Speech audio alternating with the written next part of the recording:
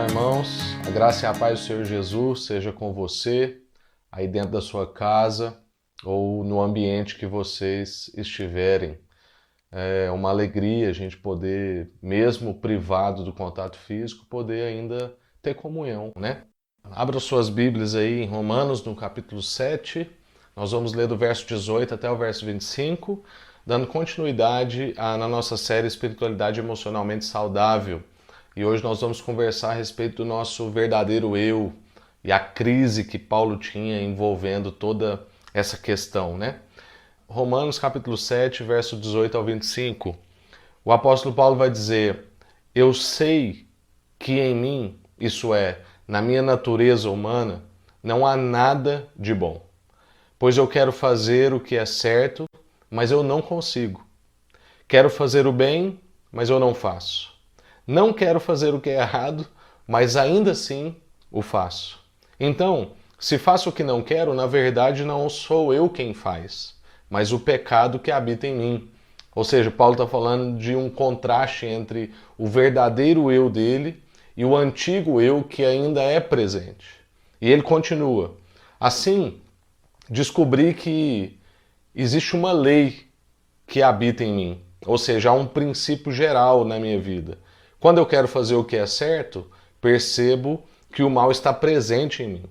Amo a lei de Deus de todo o coração, contudo, há outra lei dentro de mim, que está em guerra com a minha mente e me torna escravo do pecado que permanece dentro de mim. Como sou miserável! Quem me libertará desse corpo mortal dominado pelo pecado? Graças a Deus, a resposta está em Jesus Cristo, nosso Senhor. Na mente, quero de fato obedecer à lei de Deus, mas por causa da minha natureza, sou escravo do pecado. Amém. Irmãos, esse é um texto muito conhecido do apóstolo Paulo, onde ele trabalha essa crise entre o antigo eu e o verdadeiro eu, que é o novo eu, habitando dentro dessa mesma pessoa. E existem até pessoas que acham que o apóstolo Paulo foi um pouco safo ao dizer que quando eu faço mal não sou eu, mas o pecado que habita em mim. Mas não é isso, é porque Paulo está fazendo um mergulho dentro de si e tentando entender como essas dinâmicas funcionam. Ele quer de fato ser um verdadeiro adorador, ele não quer viver essa crise, mas essa crise está presente na vida de Paulo e está presente também na nossa vida. A gente vai meditar mais um pouco sobre isso à frente, mas antes eu queria comentar com vocês. Essa semana passada eu li uma entrevista de um pastor chamado Ed Stetzer, muito bom na área de pesquisa, ele tem livros pela Mundo Cristão já traduzidos, e ele fez uma entrevista com pastores europeus que já estão vivendo esse momento de crise que nós estamos já há mais tempo, e ele estava conversando com esses pastores e chegaram à seguinte conclusão: de que esse momento de crise tem revelado uma crise dentro da igreja, que é a crise de que as pessoas não estão preparadas para lidar com as suas Bíblias sozinhos. Infelizmente, parece que os irmãos não estão preparados para liderar suas casas e para liderar os seus vizinhos.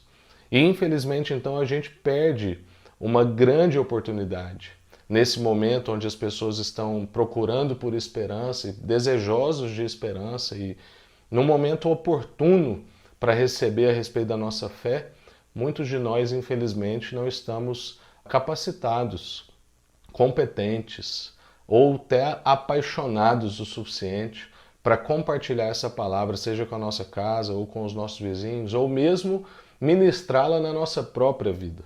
E isso revela dois problemas. O primeiro é o nosso, que a gente assume pastoralmente, da nossa incompetência, às vezes, de fazer um discipulado, de caminhar próximo das pessoas e acabar sendo engolido por tanta coisa que a própria igreja também demanda e que a gente também acaba gostando.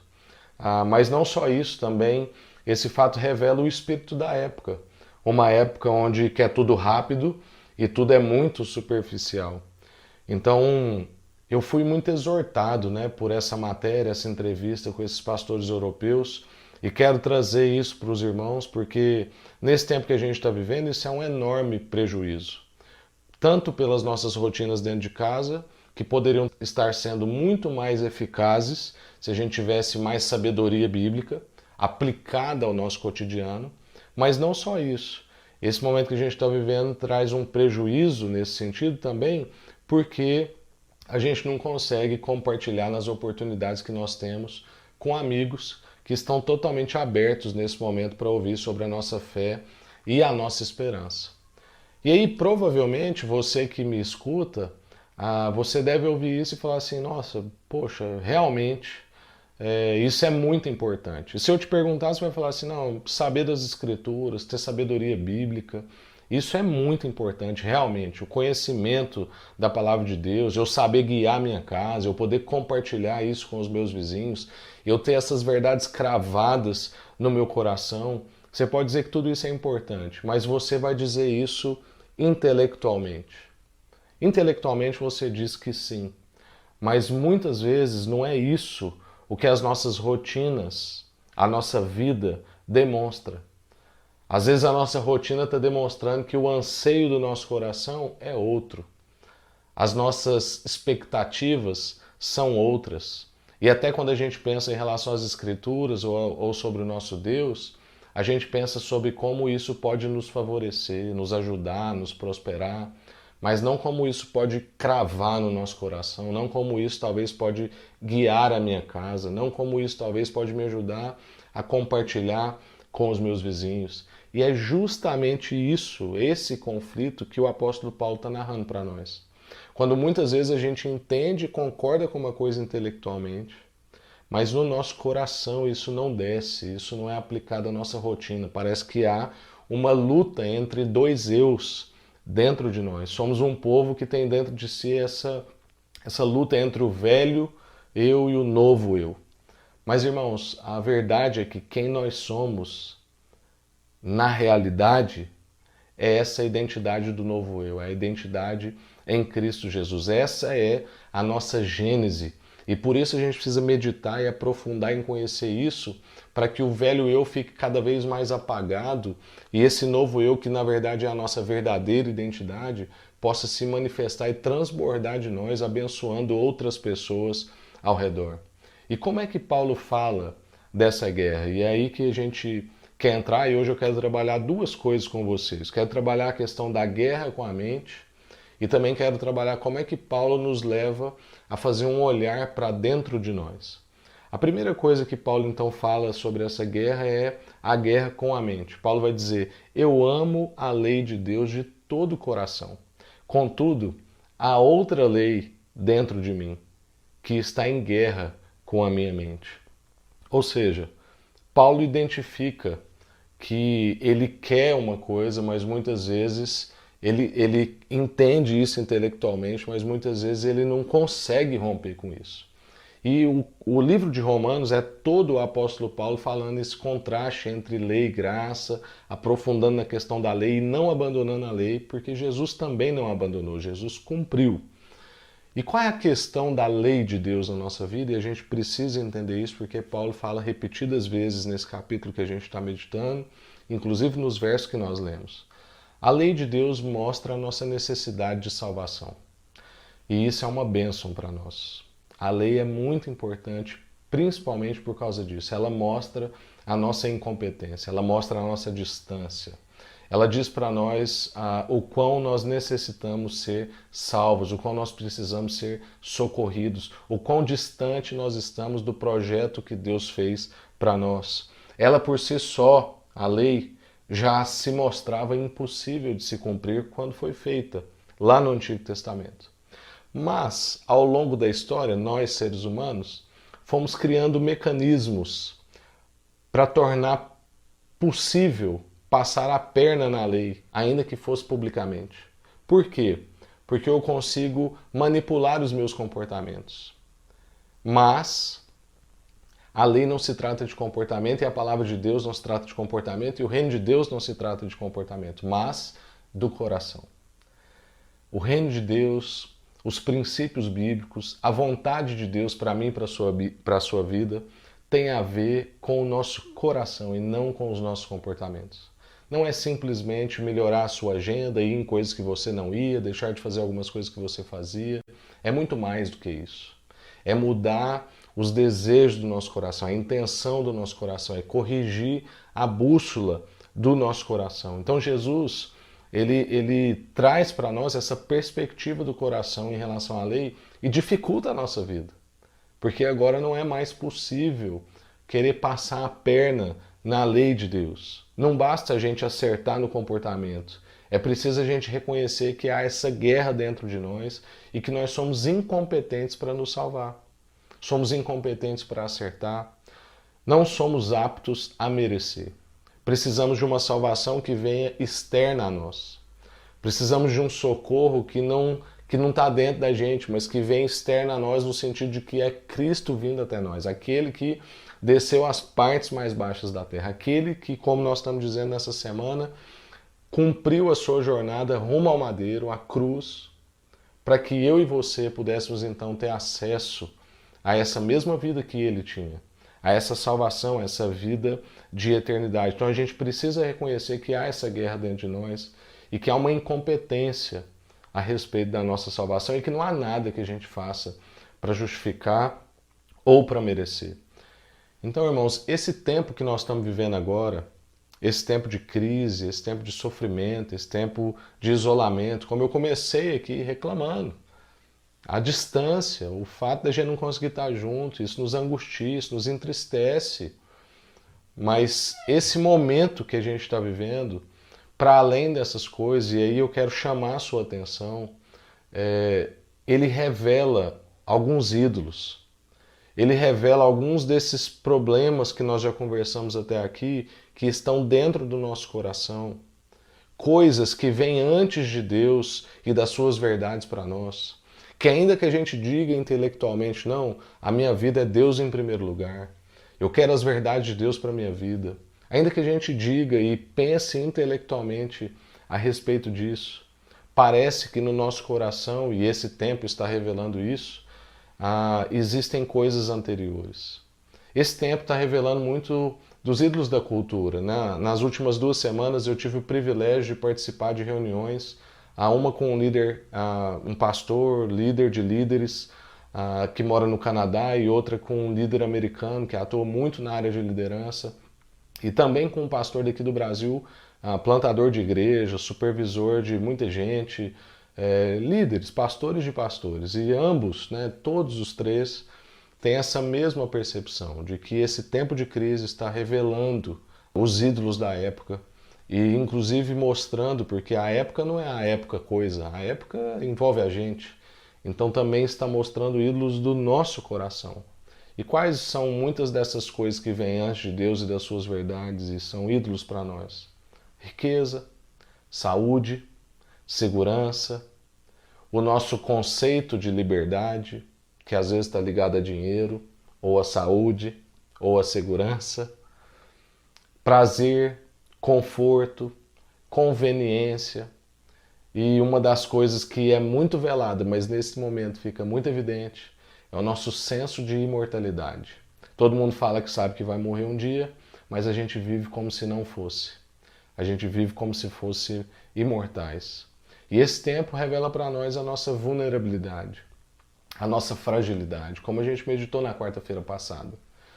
E, irmãos, é importante que a gente, então, tendo esses ídolos percebidos, e eu não sei qual que é o ídolo que mais te incomoda, se é o ídolo da riqueza, ou da saúde, ou da segurança, ou o seu conceito de liberdade, que agora está comprometido, o conforto, a conveniência, ou se você achava que essas possibilidades de enfermidade, de morte, nunca chegaria até a sua porta. Mas é tempo da gente reconhecer isso e mexer, então, na direção do nosso coração.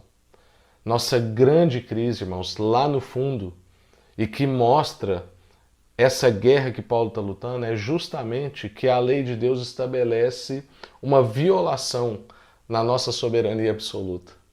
A nossa grande questão com a lei de Deus e aquele enquadramento, olha, você viva dessa forma, isso é o que é bom para você.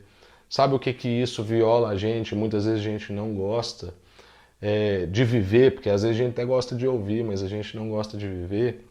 é que isso está removendo de nós a nossa soberania absoluta, ou seja, ela revela para nós os nossos deuses citados anteriormente. Que a gente tem um conceito de liberdade que é falso, que é pouco, e que ele esbarra em muito do que é o bom de Deus para nós, e tantas outras coisas. Então, vale a gente lembrar, por exemplo, qual foi a primeira tentação, né, da serpente lá no Éden. A serpente disse: vocês serão como Deus. Se vocês fizerem assim, vocês serão como Deus. Meu irmão e minha irmã, atenção para o seu coração. Atenção para o seu coração nesse tempo em que nós estamos vivendo. Esse é um tempo da gente clamar para o Senhor, para que Ele tome posse da bússola do nosso coração e endireite os nossos caminhos, os nossos desejos. É momento da gente ver que a gente estava sacrificando os nossos filhos no altar dos nossos deuses, irmão. Eu vou repetir. Esse é um momento da gente refletir e a gente perceber que a gente estava sacrificando os nossos filhos no altar dos nossos deuses. Sacrificando tempo com a nossa esposa ou com o nosso marido ou com os nossos filhos em nome de riqueza, saúde, segurança, conforto e o nosso conceito de liberdade. Até quando, irmãos? Até quando nós vamos sacrificar os nossos filhos no altar dos nossos deuses? Deus está nos dando a oportunidade nesse tempo difícil, mas uma grande oportunidade para a gente corrigir a bússola do nosso coração. Eu quero continuar, então, entrando na segunda questão que nós dissemos, que é o que você vê dentro de si. E o apóstolo Paulo nos ajuda com isso. Muitos de nós têm até medo de olhar. Quando eu falo assim, o que você vê dentro de si?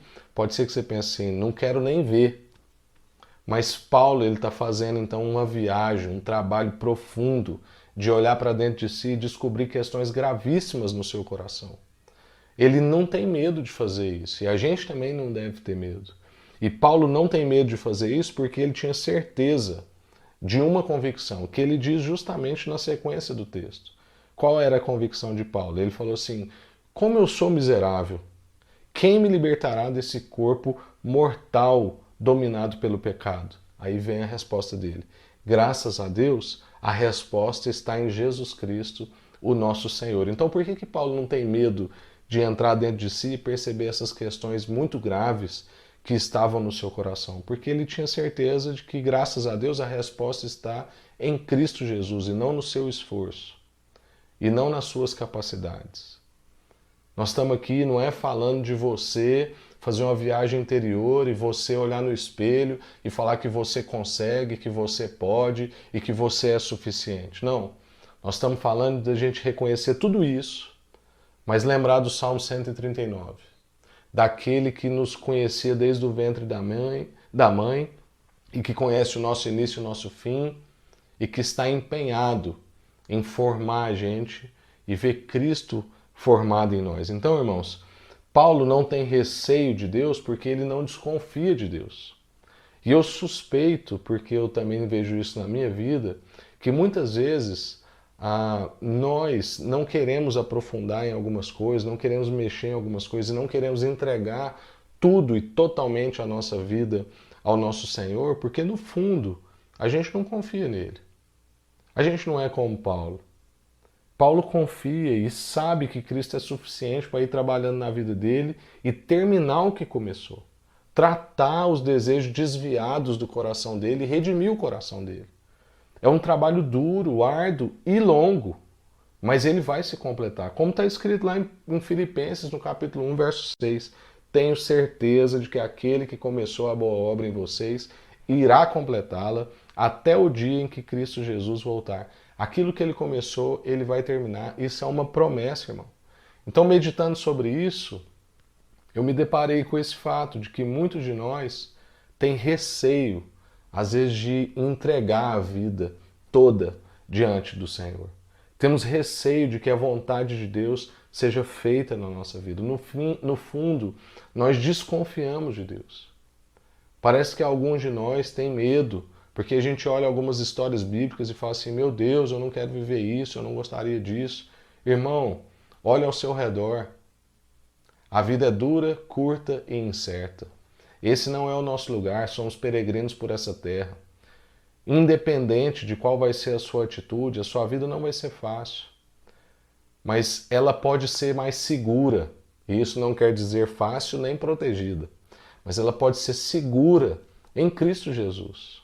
Seguro de que Ele estará com você o tempo todo, como diz o salmista no Salmo 23. O Senhor é o meu pastor e nada me faltará, e Ele me faz andar pastos verdes, Ele depois me leva para junto de águas frescas, mas Ele também me conduz em vales. Mas sabe qual é o segredo desse salmo? É que Ele é o meu pastor e Ele sempre está comigo. Irmãos, se Ele está comigo, eu posso ir no vale, eu posso ir na tempestade, eu posso estar na tormenta, eu posso ter coronavírus, eu posso viver crise econômica, desde que Ele esteja comigo. Não precisamos, então, ter receio de entregar a vida e pedir para que a vontade de Deus seja feita, principalmente porque, dessa forma, a gente entrega o controle nas mãos de Deus. Mas é justamente aí que nós temos uma certa dificuldade, porque a gente quer ter o aparente controle da nossa vida. A gente quer conseguir manipular os resultados. Mas, irmãos, é pelo mesmo motivo que a gente tem medo, é o motivo que a gente deve entregar para Deus. Porque, na verdade, tudo que nós temos é um falso controle. E quem tem o verdadeiro controle é o nosso Senhor. Então, entregue tudo nas mãos dele. Não ore como muitas vezes a gente ora. Olha, venha o meu reino e seja feita a minha vontade. A gente esquece que a oração que o nosso Jesus nos ensinou, o nosso mestre, ela começa toda dedicada a Deus e depois fala das nossas questões. E parece que nas nossas orações a gente tem uma dinâmica invertida, porque o nosso eu antigo está gritando. E a gente quer ter esse controle, a gente não quer entregar tudo nas mãos de Jesus, e é praticamente como se a gente orasse, olha, venha o meu reino e seja feita a minha vontade, me ajuda. A gente quase que coloca Deus como um ajudante na nossa vida, mas não é para isso que nós somos convidados por Jesus. O convite hoje e o convite sempre de Jesus é para que a gente, olhando dentro de si mesmo, possa reconhecer, sou miserável, sou um homem miserável, uma mulher miserável, um jovem, um adolescente miserável. Contudo, a gente não desespera, porque igual Paulo, a gente sabe a resposta. E a resposta está em Cristo Jesus. Por isso, então, a gente o busca e, enfim, corrige a bússola do nosso coração e ora, santifica o teu nome, venha o teu reino, e seja feita a tua vontade na minha vida, no mundo, na crise, na minha empresa, na minha família, no meu vizinho. Santifica o teu nome, venha o teu reino e seja feita a tua vontade. E eu quero concluir, irmãos. Concluir dizendo que é libertador a gente ser sincero em reconhecer a nossa desgraça e a nossa miséria. Faça essa viagem. É uma viagem amedrontadora, mas é uma viagem boa. Faça essa viagem e perceba a guerra que você tem na sua mente e também olhe para dentro de si e perceba as confusões no seu coração. E isso vai ser libertador para você. E libertador por quê? É porque a gente tem certeza de que já foi perdoado. Não há nada que você vai olhar aí dentro, ou para o seu passado, para a sua família, para o seu histórico, que já não foi perdoado em Cristo Jesus. Por isso que a gente pode fazer isso com segurança. E como a gente tem dito, só é possível tratar o que a gente conhece. Portanto, faça esse mergulho, nomeie hoje as questões que você precisa alinhar com Jesus, clame pelo senhorio de Cristo na bússola do seu coração, peça perdão junto comigo, por vezes que a gente sacrifica os nossos filhos no altar dos nossos deuses, falando que estamos sacrificando tempo, buscando riqueza ou um certo tipo de liberdade em favor deles. Não é, irmãos. Na verdade, pode até ser, mas de fato, no fim, nós estamos nos sacrificando no altar dos nossos deuses, em nome de fazer algo melhor para eles, em nome de conforto, em nome de sucesso, em nome de estética e em nome de uma suposta liberdade, sacrificando os nossos filhos. E lembre-se, para que você não desanime nessa viagem que você precisa fazer. Lembre-se que Paulo disse em Filipenses capítulo 1, verso 6, tenho certeza de que aquele que começou a boa obra em vocês irá completá-la até o dia que Cristo Jesus voltar. Amém? Graças a Deus. Vamos orar para Deus nos dar condição da gente fazer essa viagem, esse trabalho árduo de perceber questões gravíssimas no nosso coração, como o apóstolo Paulo, mas colocar isso tudo aos pés de Jesus, entendendo que Ele é a resposta. Ele é a resposta. Em nome de Jesus. Pai, muito obrigado por essa palavra. Obrigado porque ela nos consola, por a gente saber que há salvação em Cristo Jesus, que o Senhor não nos abandona, que o Senhor nos toma pela mão, que o Senhor não nos mede pelos nossos erros, nem pelos nossos acertos, que todos os nossos pecados já estão perdoados e não tem nada que a gente vai olhar e vai descobrir e vai investigar, ou no nosso passado ou no nosso presente. Não tem nada que o Senhor não seja capaz de perdoar ou já não tenha perdoado. Então a gente faz isso nessa segurança. E isso é muito bom. Mas ao mesmo tempo essa palavra nos exorta. Nos exorta para a gente corrigir a bússola do nosso coração. Nos exorta para a gente, ó Deus, buscar no Senhor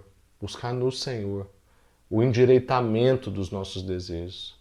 Buscar no Senhor, ó Deus, que o Senhor seja quem dita a rotina, a vida e tudo aquilo que a gente acha intelectualmente relevante, como a gente disse no início, como aprofundar nas Escrituras, ter sabedoria bíblica, liderar a nossa casa, saber liderar os nossos vizinhos, isso tudo que a gente acha intelectualmente importante, isso aterrize ao nosso coração. E tudo aquilo que está lá como ídolo, hoje, em nome de Jesus, seja removido, Pai. Removido. Tudo isso que está vindo antes do Senhor seja removido de nós. Que o Senhor possa mesmo corrigir o sentido do nosso coração. Nós confessamos a nossa miséria, como Paulo disse, miserável homem, miseráveis mulheres que nós somos. Quem nos livrará desse corpo que carrega pecado? Mas a resposta está em Cristo Jesus, que nos salvou e levou sobre si toda essa carga de pecado e pode nos lavar pela palavra e vai completar essa obra que é longa, que é árdua, que é profunda e que vai demorar a nossa vida inteira. Mas o Senhor vai terminar, que a gente encerre esse momento e continue a nossa vida nessa certeza. Que a gente não se desespere dos nossos pecados, mas que a gente descanse no fato de que o Senhor há de concluir a obra que o Senhor começou. Em nome de Deus.